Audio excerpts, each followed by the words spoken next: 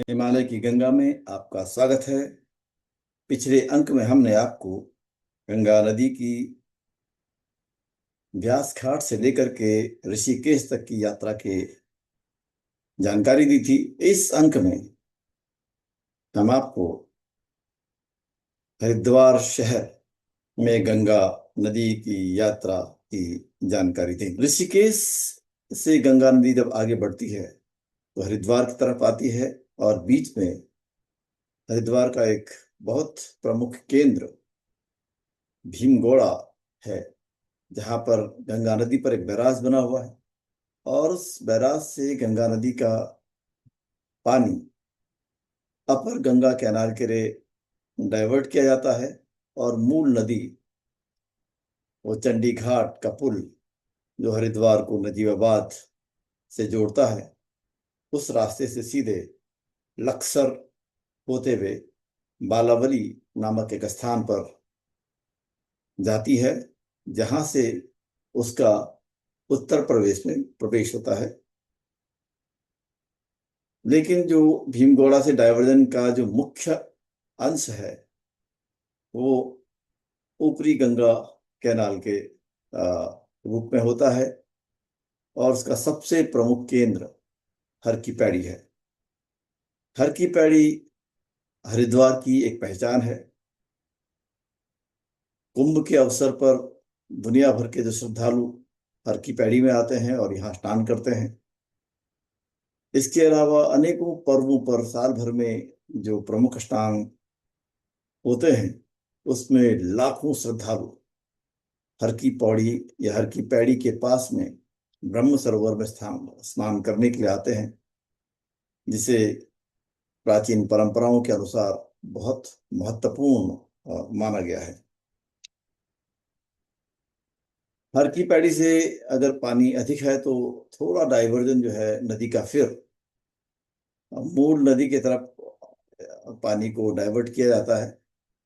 वो हर की पैड़ी में एक बैराज बना हुआ है वहां से, लेकिन बाकी पानी जो है गंगा नदी का, वो कनखल और उसके बाद रुड़की से होते हुए उत्तर प्रदेश के पश्चिमी हिस्सों के अनेकों जिलों को सिंचाई के पानी के लिए और पीने के पानी की सप्लाई के लिए भी इस्तेमाल किया जाता है। तो ये जो भरा भरा गंगा नजर आती है, ये असल में मूल नदी नहीं है। ये कैनाल ही है जो मूल नदी से भीमगोड़ा से निकाली गई है।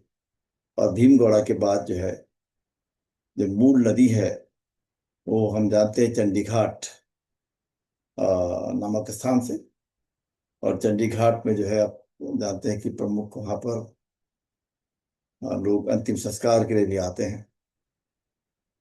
और एक बड़ा पुल चंडी घाट पर गंगा नदी पर बना हुआ है जो नजीबाबाद से हरिद्वार को जोड़ता है और फिर नदी वहां से सीधे आगे निकलती है। तो अगर हम हरिद्वार से बाहर निकलने के बाद गंगा का पानी बहुत ही ज्यादा शांत दिखाई देता है। पानी में जो धारा है वो बहुत चौड़ी हो जाती है। और जब पानी या नदी का दायरा बढ़ जाता है तो उसका मतलब है कि नदी में पानी की गहराई लगातार कम होती चली जाती है और कई स्थानों पर जो है नदी दो भागों में बढ़ जाती है, विभक्त हो जाती है। और नदी के दोनों तरफ कम से कम मई और जून के महीने में अगर हम देखें, अप्रैल की शुरुआत से लेकर और जून आखिर तक, जब तक मानसून नहीं आता है, कोई भी वो क्षेत्र है वो पूरा सूखा सूखा दिखाई देता है। तो यहीं से उत्तर प्रदेश की जो शुरुआत होती है गंगा नदी की, आ, बालावली जो बिजनौर जिले का हिस्सा है वहां से, तो गढ़मुक्तेश्वर तक की पूरी यात्रा हमको दिखाई देता है कि गंगा का जो मैदानी क्षेत्र है उसमें गंगा का पानी लगातार कम क्यों हो रहा। और हरिद्वार से हमने जो देखा है उससे आगे विश्लेषण करना आसान होगा कि गढ़मुक्तेश्वर में गंगा का पानी कम क्यों होता है, या गंगा में कितना पानी होता है, या क्या वो पानी हिमालय से ही है। क्योंकि अगर देखें तो हरिद्वार में जो गंगा का जो डाइवर्जन है अपर गंगा कैनाल में, हर की पौड़ी के रास्ते जो जा रहा है कनखल में और अनेक क्षेत्रों में, वो एक बहुत बड़ा बड़ा जो पानी का बहाव है वो लेके जाता है। और जो मुख्य नदी है वो आगे बढ़ती है।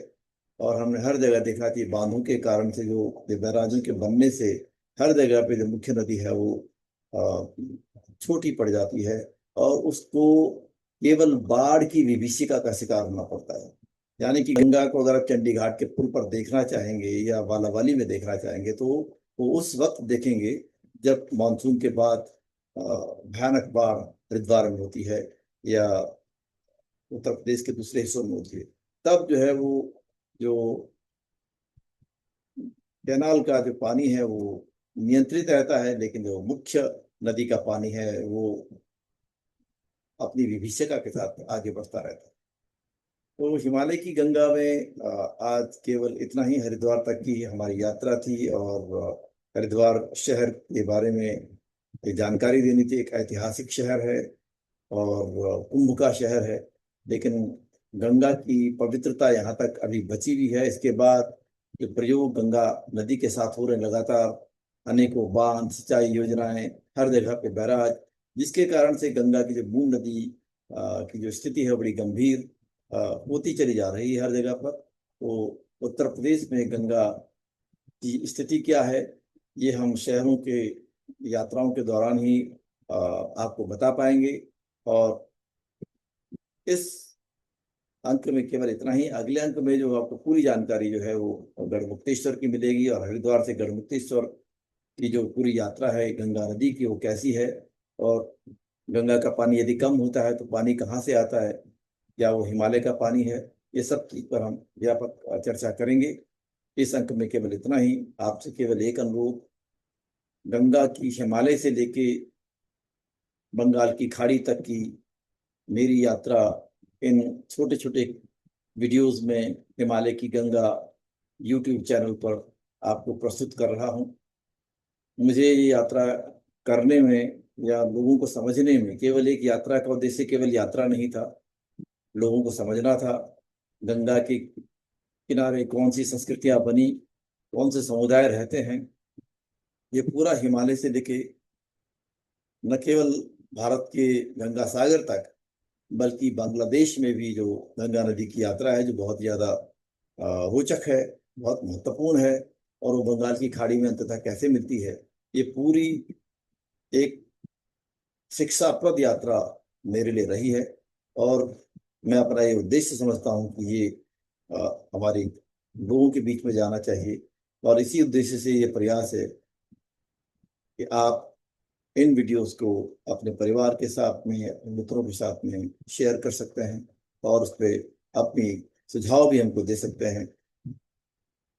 मैं कोशिश करूंगा कि जितने से अधिक नई जानकारी और नए विश्लेषण इन यात्राओं के जरिए, इन वीडियोस के जरिए आपको मिल सकें, वो प्रयास करूंगा। कोशिश करिए कि अधिक से अधिक लोगों तक ये पहुंचे, ताकि गंगा विश्व की ऐतिहासिक धरोहर क्यों है, इस पर हम अपना विचार एक बना सकें। गंगा भारत की ही नहीं, विश्व की धरोहर है, और उस धरोहर को बचाना हम सबका कर्तव्य है। गंगा के हिमालय से लेके हरिद्वार तक के अभी तक के जितनी भी वीडियोस हैं, वो हिमालय की गंगा यूट्यूब चैनल पर उपलब्ध हैं, आप उसको देख सकते हैं। और इसके अलावा समय समय पर हम शॉर्ट्स भी उसके आपके सामने प्रस्तुत कर रहे हैं। इस अंक में केवल इतना ही। अगले अंक में उत्तर प्रदेश में गंगा की यात्रा गढ़मुक्तेश्वर तक आपके साथ में फिर हाजिर होंगे। तब तक के लिए नमस्कार।